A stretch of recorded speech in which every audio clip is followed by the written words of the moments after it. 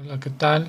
Mi nombre es Luis Alberto Alviza Ross, soy estudiante de la licenciatura en Seguridad Pública y tengo información de la Unidad de Aprendizaje de Violencia y Delincuencia Organizada en México sobre el tema de aprendizaje de 1.2, consideración criminológica. El primer punto que vamos a conocer es la criminología, que dice que es la ciencia que busca las causas de las conductas antisociales tipificadas como delitos presentes durante la evolución de los individuos que lo han llevado a desarrollar una personalidad antisocial, dentro de las cuales están la personalidad social, la personalidad desviada y la personalidad antisocial. La personalidad social es la que se adapta a las normas más comunes de la convivencia y desarrollo, por lo consiguiente, no destruye la sociedad. La mayoría de las conductas son así, las que buscan llevar a cabo relaciones de interacción. También está la personalidad desviada.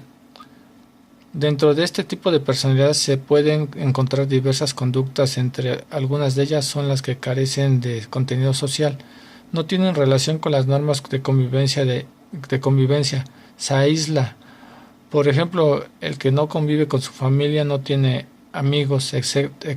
Esto es contrario a lo que los seres humanos deben aprender a vivir juntos en una forma de unión.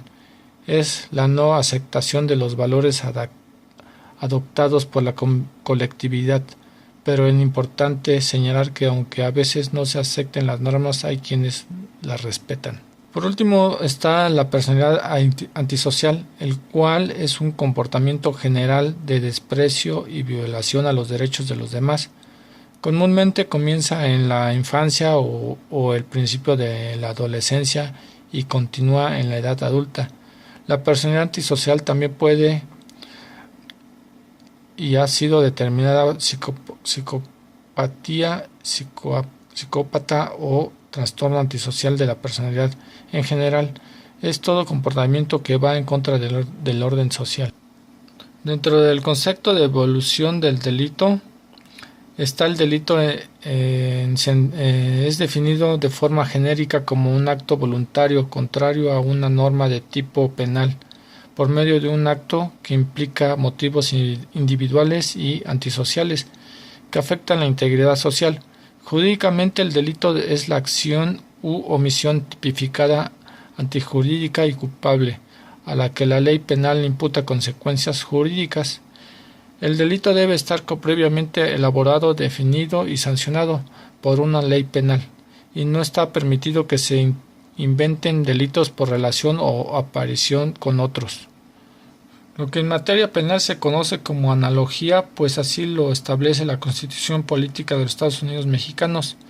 En la rama del derecho penal existen 4 elementos comunes. El primero es la acción, la siguiente es la tipicidad, la que le sigue es la antijuricidad y la culpabilidad, a las cuales pueden añadirse un presupuesto de punibilidad. Lo anterior otorga un grado de orden y de principios comunes. También tenemos lo que es violencia y delincuencia organizada. Se le conoce a cualquier delito relacionado con la delincuencia organizada derivado de diferentes factores, ya sea en el secuestro, narcotráfico, trata de blancas, entre otros. Sin embargo, la relacionada con las drogas en México ha presentado un crecimiento enorme en la última década, sobre todo por lo que se refiere a los grupos de delincuencia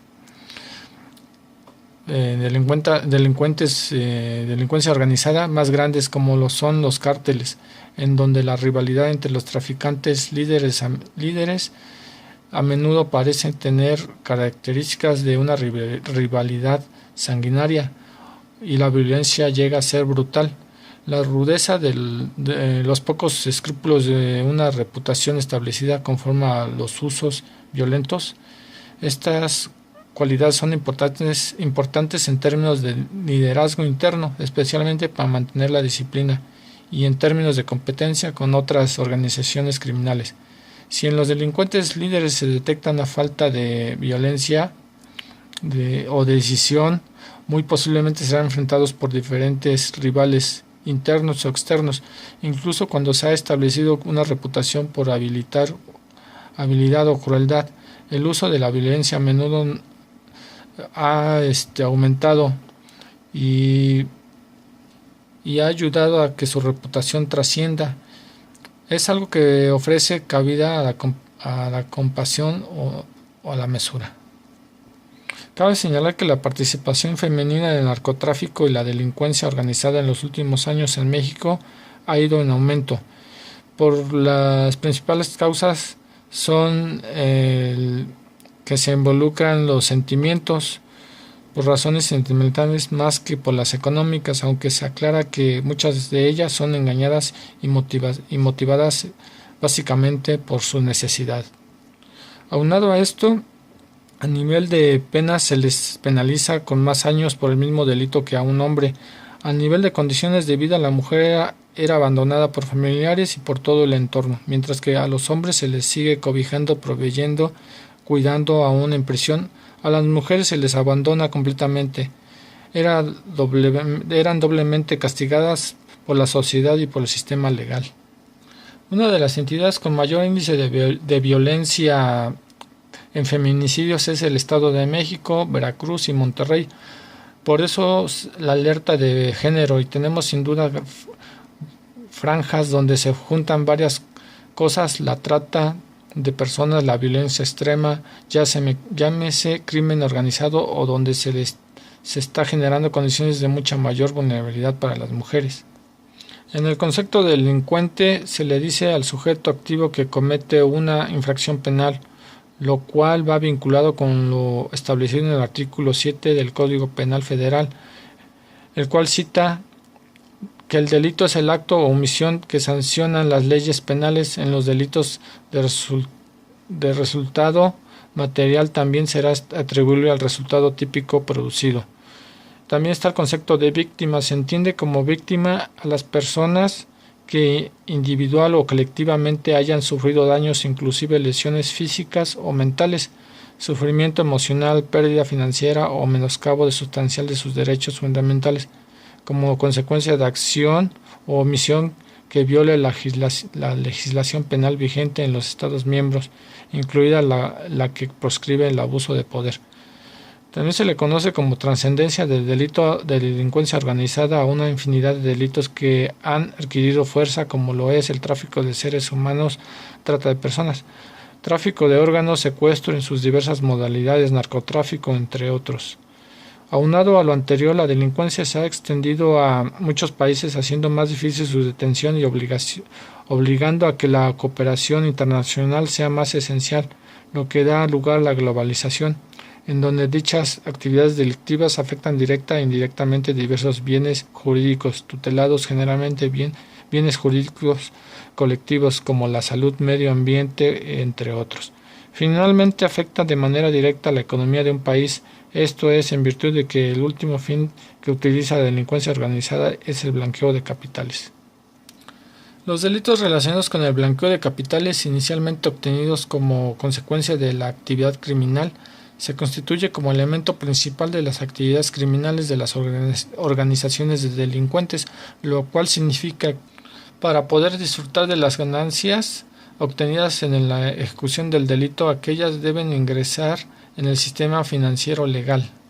En este sentido, el blanqueo tiene capacidad para desestabilizar la organización económica de un Estado, porque la inyección de las enormes ganancias obtenidas ilícitamente en el mercado financiero legal altera la libre competencia del mercado, en cuanto han sido obtenidas sin someterse a las reglas legales que obligan a los demás competidores, a los que aventaja por disponer de una inagotable fuente de ingresos. En este sentido, el mayor daño que puede infligirse a los grupos criminales es precisamente impedirles el aprovechamiento de dichas ganancias, al tiempo que se intervienen y expropian los bienes, efectos, propiedades, etc., que han sido obtenidos a través de aquellas ganancias ilícitas. El delincuente y la autoridad muchas veces se encuentran involucradas en la misma, resultando lamentablemente la corrupción que penetren la política económica de los estados, ya que la delincuencia organizada no solo se ubica en los altos niveles del poder. El peligro para el Estado no reside en el acto delictivo, sino en la posibilidad de influir perdurablemente en los procesos democráticos de decisiones, desapareciendo de este modo gradualmente la independencia de nuestra justicia, la credibilidad de la política y la desconfianza de los ciudadanos en los valores de los estados de derecho. Por último, mencionamos los bienes tutelados, los cuales constituyen un aspecto esencial de relación política penal Estado democrático, por el que el Estado se obliga a prohibir solo conductas que al afectar intereses motiven la necesidad de protegerlos porque el requerimiento social lo exige.